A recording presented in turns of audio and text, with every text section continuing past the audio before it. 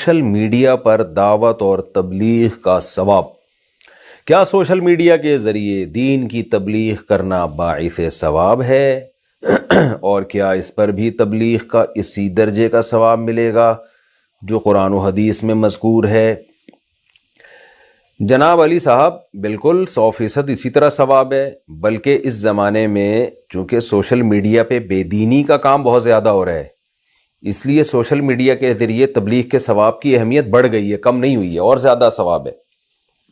وجہ اس کی یہ کہ جب دشمن جن چیزوں کو استعمال کرتا ہے نا آپ کے خلاف، تو اسی ویپن کو آپ اس کے خلاف استعمال کریں گے تو فائدہ ہوگا۔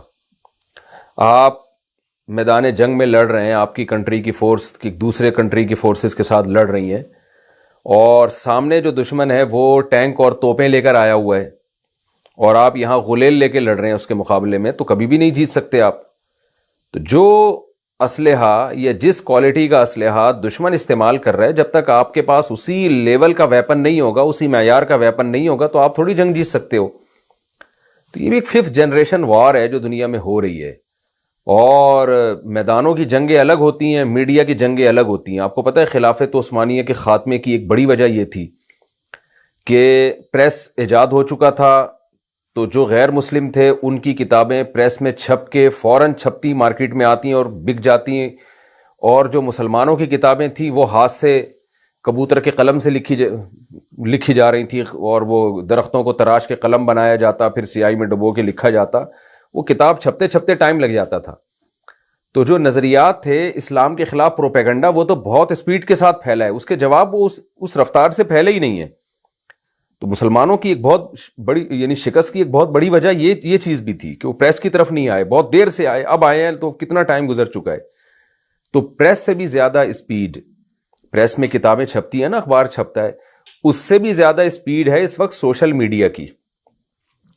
کتاب چھپتی ہے، ٹائم لگتا ہے، لوگوں کے ہاتھوں میں آتی ہے، اور آپ یوٹیوب پہ، فیس بک پہ، انسٹاگرام پہ، آپ ٹویٹر پہ ایک میسج چھوڑتے ہیں اور وہ لاکھوں لوگ سنتے ہیں۔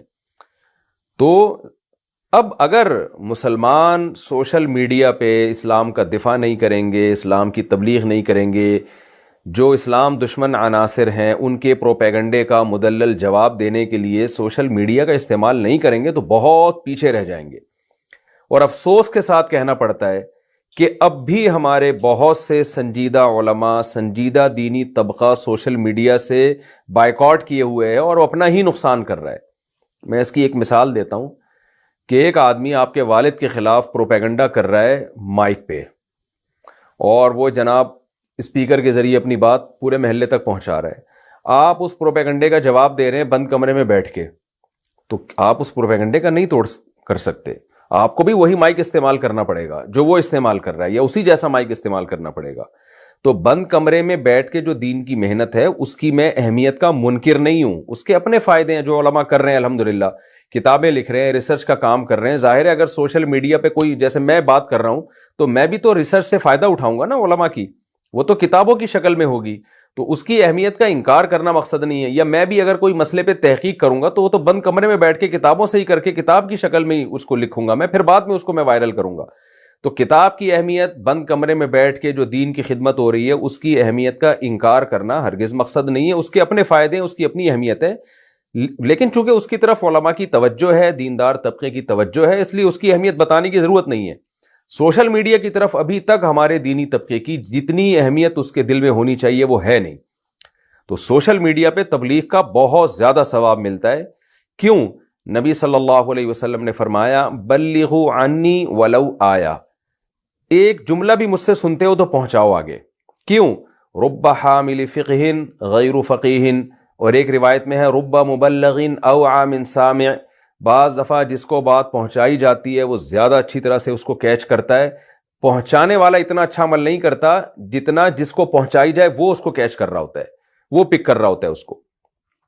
تو اب آپ مجھے بتاؤ کہ ایک بات آپ ایک آدمی کے کان میں کہتے ہیں، ایک بات آپ کہتے ہیں 100 آدمیوں کو بٹھا کے آپ ان کو تبلیغ کرتے ہیں، 1 لاکھ کو بٹھا کے تبلیغ کرتے ہیں، جو عمل کرے گا آپ کو ثواب ملے گا، اور ایک بات سوشل میڈیا کے ذریعے ملینز لوگوں پہ پہنچتی ہے، تو آپ بتاؤ کون زیادہ اچھا تبلیغ کا کام کر رہا ہے؟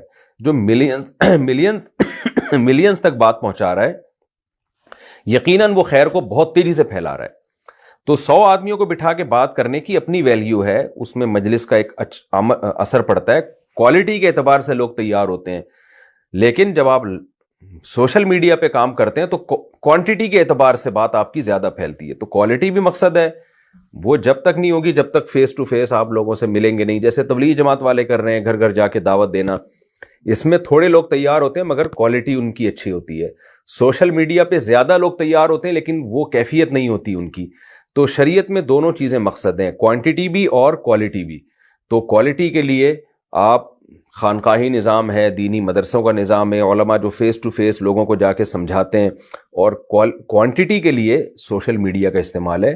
بعض دفعہ اس میں کوالٹی بھی پیدا ہو جاتی ہے, لوگ توبہ بھی کر لیتے ہیں بیان سن کے, لیکن بات آپ کی وائرل بہت ہوتی ہے, بہت پھیلتی ہے بات.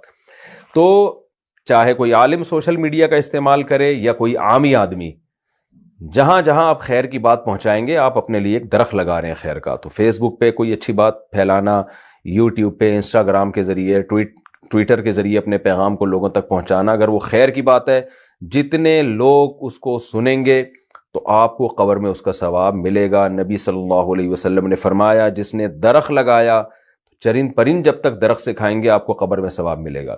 تو آپ جب خیر کا درخت سوشل میڈیا کے ذریعے لگائیں گے, اچھی بات کو کروڑوں لوگوں تک پہنچائیں گے, تو اس کا آپ کو قبر میں بہت فائدہ ہوگا. لیکن تو آپ سوچیں کہ آپ دین کی بات سوشل میڈیا کے ذریعے آپ ملینز لوگوں تک پہنچائیں. 99% لوگوں نے آپ کی بات کو مسترد کر دیا, انہوں نے صرف سنی انسنی کر دی. 1% لوگوں نے بھی اگر اس بات کو سن لیا تو وہ 1% بھی تعداد میں ان لوگوں سے زیادہ ہوں گے جن کو آپ سامنے بٹھا کے بات سمجھا رہے ہو. تو یہ بہت بڑی ایک محرومی کی بات ہے کہ ہمارا دینی طبقہ سوشل میڈیا کا استعمال نہیں کر رہا. ہم نے تو اپنے چینل پہ یوٹیوب کا چینل بنانے کے طریقے ڈالے ہوئے ہیں تاکہ دیندار لوگ اس طرف آئیں, وہ یوٹیوب پہ چینل بنائیں, ویڈیو کو وائرل کریں, اور بے شک اس سے پیسے بھی کما لیں, اپنا رزق کا ذریعہ بھی بنا لیں اس کو. کیونکہ جب انسان کسی چیز کو پیشہ بنا لیتا ہے تو کام میں جب آخرت کے ساتھ ساتھ اس کا معاش بھی وابستہ ہوگا تو کام میں جان پڑے گی, اسلام کو فائدہ ہوگا اس سے, تو اور زیادہ بات آپ کی دنیا میں پھیلے گی. تو دل جمی سے کام لیں گے آپ.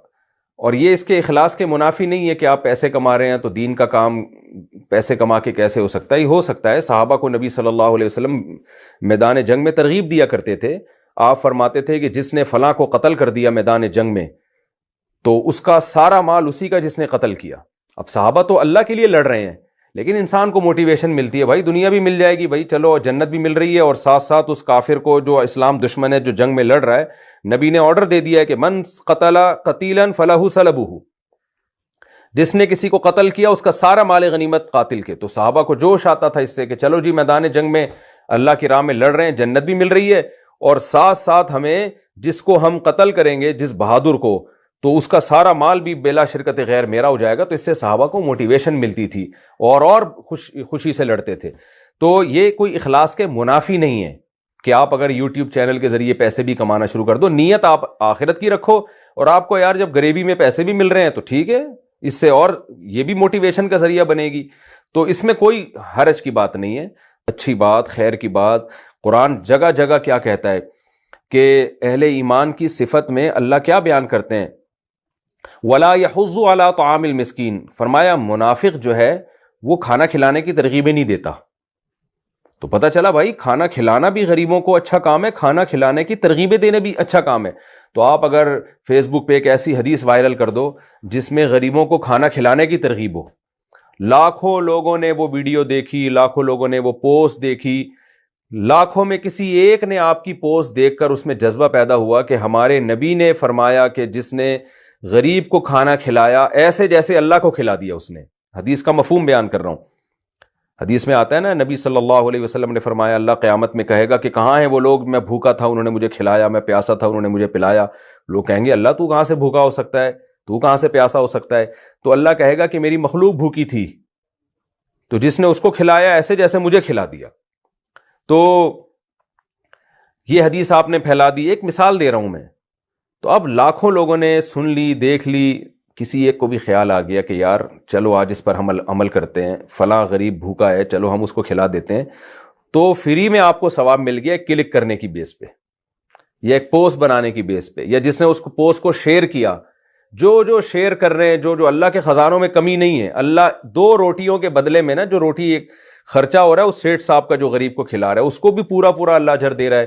جن نے اس پوسٹ کو شیئر کیا ہوگا, جو اس بندے تک پہنچی ہوگی جس نے کھانا کھلایا, سب کو ایک کلک کرنے کی بیس پہ اور اس کو شیئر کرنے کی بیس پہ فائدہ ہو رہا ہے.